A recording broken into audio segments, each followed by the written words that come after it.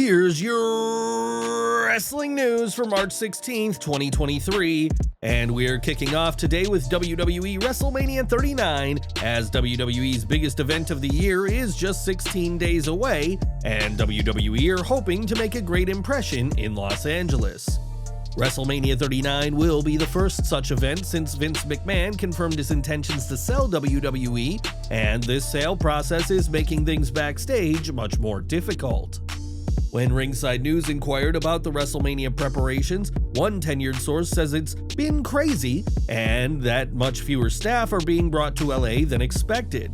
The same source added that there are more people not being brought in for WrestleMania than those who are, and another source specified that this is all related to the sale. That source said that with WWE prepping for a sale, the company is examining costs across the board in their effort to look more cost-effective and more profitable to possible buyers. WWE will meet with potential buyers next month for what has been described as first-round bids, but until a buyer is found, WWE will do what they can, even if it comes at the expense of WrestleMania. The day before WrestleMania 39, WWE will host its annual Hall of Fame ceremony, and last Friday, it was confirmed that Rey Mysterio will be part of this year's class. Now we know who will be joining Rey, as during the latest edition of The Bump, two-time inductee Ric Flair announced that the Great Muta will be inducted this year, as previously rumored. While he never wrestled for WWE, Muta is a true legend of Japanese wrestling and also made a name for himself in WCW and had an iconic feud with Sting over the NWA World's Championship. It was in January that WWE allowed Shinsuke Nakamura to compete in Japan against Muta in the Legend's final singles match in what was believed to be part of an exchange between WWE and Pro Wrestling Noah. The Great Muta only retired a few weeks ago, and with his incredible career, including 4 reigns as IWGP World Champion, he is truly deserving of a Hall of Fame induction. Muta and Mysterio will be going into this year's Hall of Fame, and Stacy Keibler is rumored to be joining them, but what is the current status of Dave Batista? After withdrawing from the 2020 class, it had been reported that the Animal would be headlining this year's ceremony, and when Flair was set to announce the next Hall of Famer, many assumed it would be Batista. It turns out that Evolution's Animal may not be going into the Hall of Fame after all this year, as PW Insider reports that Batista's Hollywood commitments will likely keep him from the event. During WrestleMania week, Batista will be filming My Spy 2 in South Africa, the sequel to his 2020 family-friendly action comedy movie. With his lengthy career, including 6 World Championship reigns, Batista is a worthy member of the Hall of Fame, but it appears 2023 won't be the year for the wrestler-turned-movie star. Over to AEW next, as it was in June of last year that the promoter teamed with New Japan for the highly celebrated Forbidden Door crossover event. It wasn't long after that show that Tony Khan said that plans were in the works for a second Forbidden Door, and now details for that event have come out. This week, it was confirmed that Scotiabank Centre in Halifax, Nova Scotia, Canada will host Forbidden Door 2, and that the show will take place on June 26, 2023.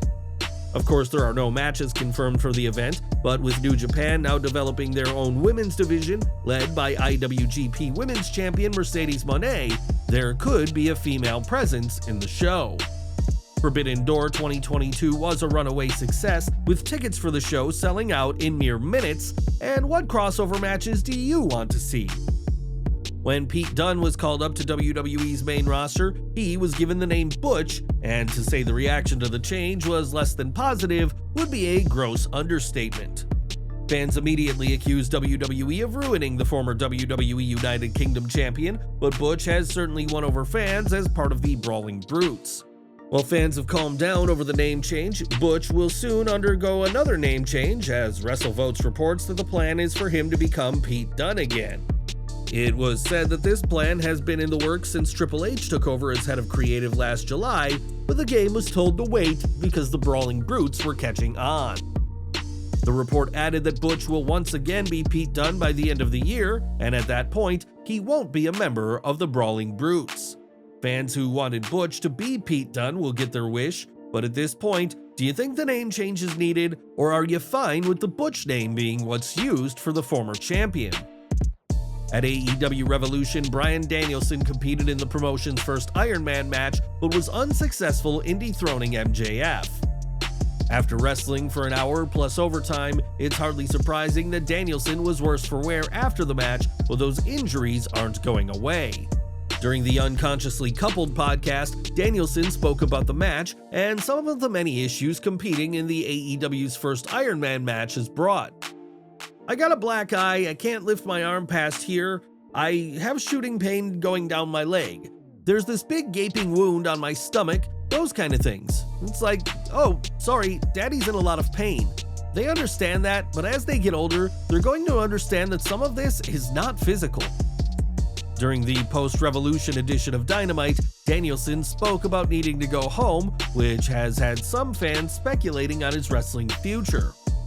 Bryan has previously said that he is sure his time as a full-time wrestler is coming to an end, and whatever is next for the American Dragon, he'll be feeling the effects of the Iron Man match for some time to come. More from Dynamite, as on this week's show, Jade Cargill retained her title against Shimmer's Nicole Matthews, but got an unwelcome surprise after the bout. When the TBS champion questioned if this was the best Canada could offer, her comments were met with the debuting Taya Valkyrie, who had been rumored to answer her open challenge.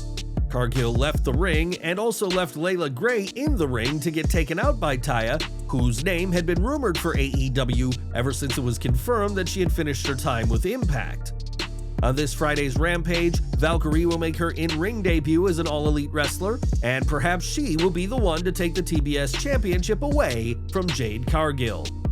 And we're ending today with AEW Dynamite, as the excitement of the promotion's debut in Winnipeg didn't stop when the cameras stopped rolling.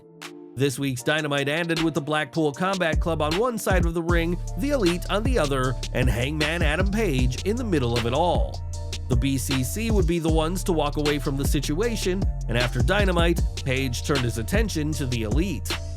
While Omega exited the ring, having no time for the man who ended his tenure as AEW World Champion, the Young Bucks weren't so dismissive, and even warned Page of a sneak attack by Wheeler Yuta.